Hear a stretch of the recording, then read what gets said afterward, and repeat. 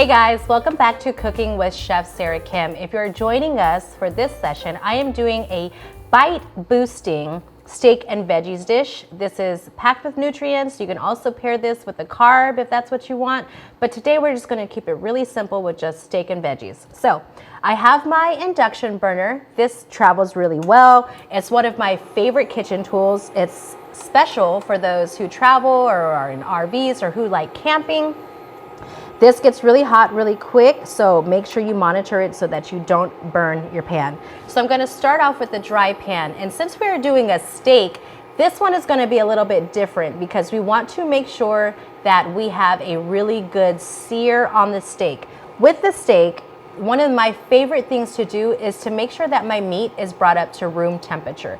And the reason why that is because when the outside of the steak is really cold and when the whole steak is really cold, you sear the outside of the steak, but the inside is still cold and tough.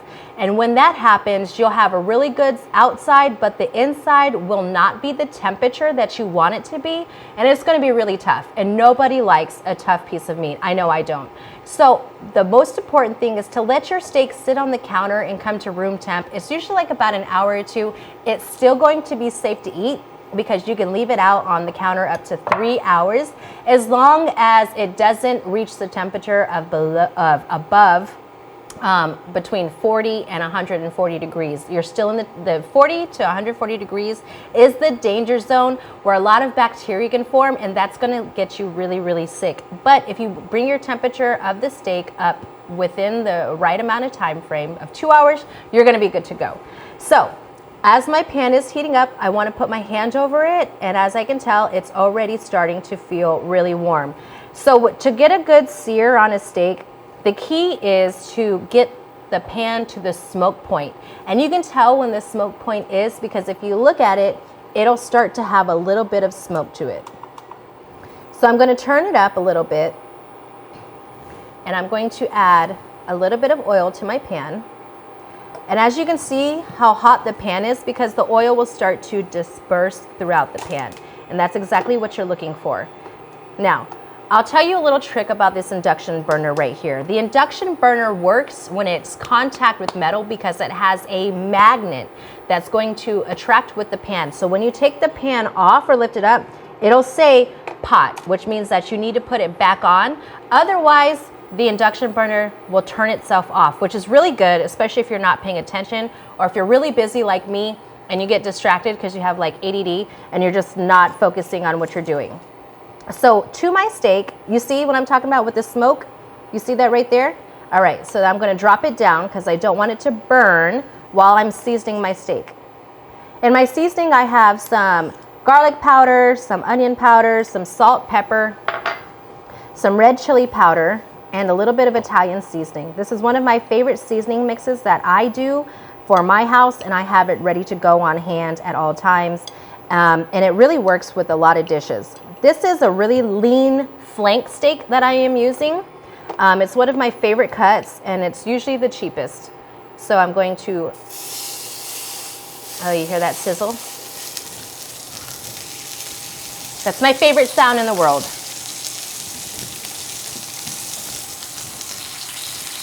So while that steak is cooking, I'm going to put the lid on. The reason why I put the lid on is so that the steak cooks faster, and also I don't have like all this grease just splattering all over the kitchen because I hate cleaning up. Now, in a bowl here that I'm going to add to the pan, once the steak is done, I'm going to add my bell peppers and my onions. So I took some yellow bell peppers and I took the centers out. And one thing I like to do with my food scraps, since I do my own gardening in the backyard, is I add everything into a compost. So food scraps, paper plates, and gardening soil, I add it and then I mix it with some water. And throughout the year, I use it as a good nutrient-dense potting soil for all of my gardening.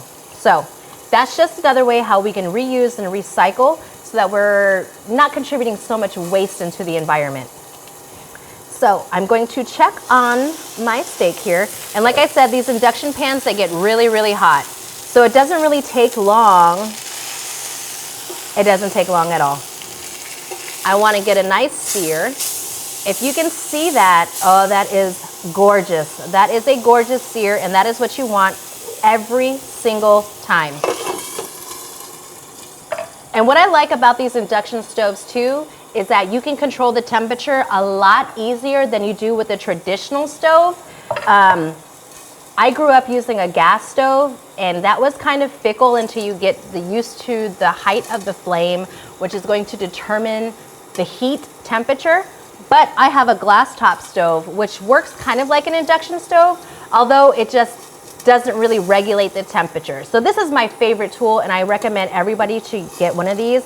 I also use it for my cooking classes, and everybody has a stove, so that way I can have a line of people to do the different items, and not everyone's all bunched up together as you would with like a 4-range stovetop. So with this steak, let's see, I like my steak medium rare, and you can usually tell the doneness of the steak by doing the thumb finger test. Now, if you do the thumb and the first finger and you feel this part of your meat right here, this pressure is going to be rare, this is going to be medium, this is going to be well done. Now, I don't go past this finger because I don't like jerky, and I like my steak to be between medium well and medium. So, and because this is a flank steak and there's not a lot of fat, it's not going to take really long to do it. So if you look at the camera, you got a nice good sear on both sides. You want to sear each side of the steak. Move the oil in the pan around a little bit.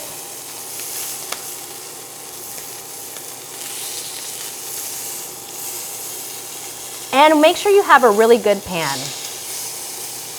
That's going to be really important as well.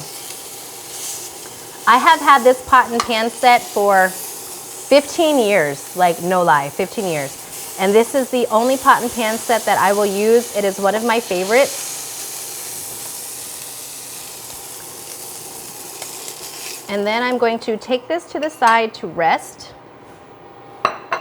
I'm going to turn my heat down, and I'm going to use the residual oil from the steak and add my peppers.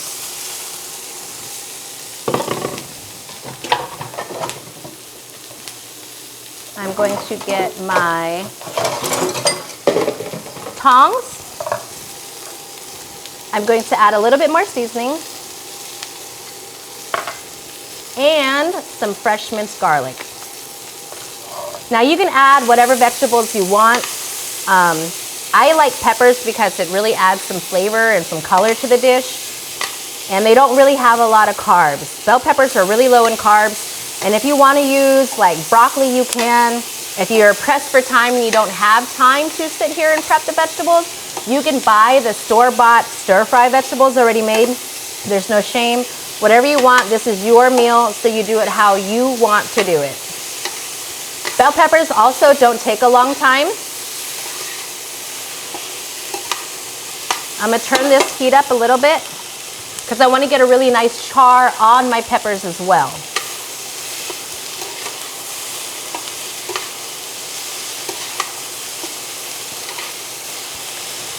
One thing I like about this dish, if you really want to add some more protein to it, you can do a quinoa with it, or if you just want like a really nice light carb, you could do a protein pasta.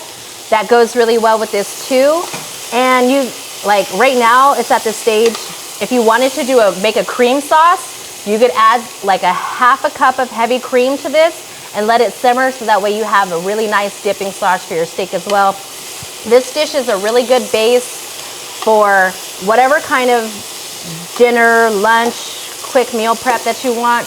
You can slice the steak up and put it in a high protein tortilla with the vegetables as well, and have like a steak veggie wrap, whatever you want. Oh, we don't want that. Okay. So we are pretty much good to go with our peppers, and we're going to turn it off. And I'm going to grab a plate.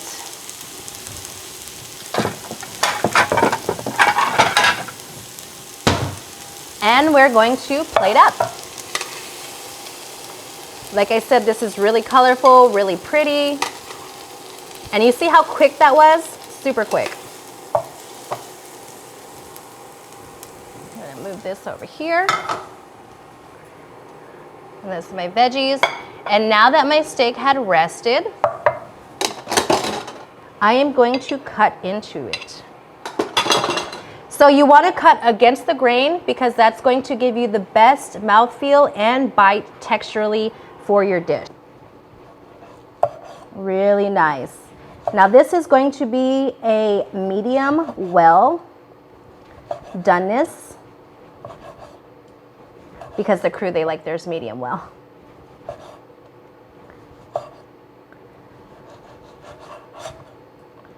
Make sure you have a sharp knife. Like I said, a sharp knife is going to be your best friend in the kitchen. And let me grab my plate. Put this here. And then we are good to go. Clean the plate up a little bit so we don't have such a mess. And there you go, you have your Byte Boost Steak and Veggies dish. Thank you guys for watching. Make sure you tune in, like and subscribe, and share this video. Make sure you also leave your comments below, and I read every single one of them, and I'm interested in your feedback, what you guys want to see differently, or any recipe suggestions that you guys want to see on the next show. So thanks for tuning in, guys. See you next week.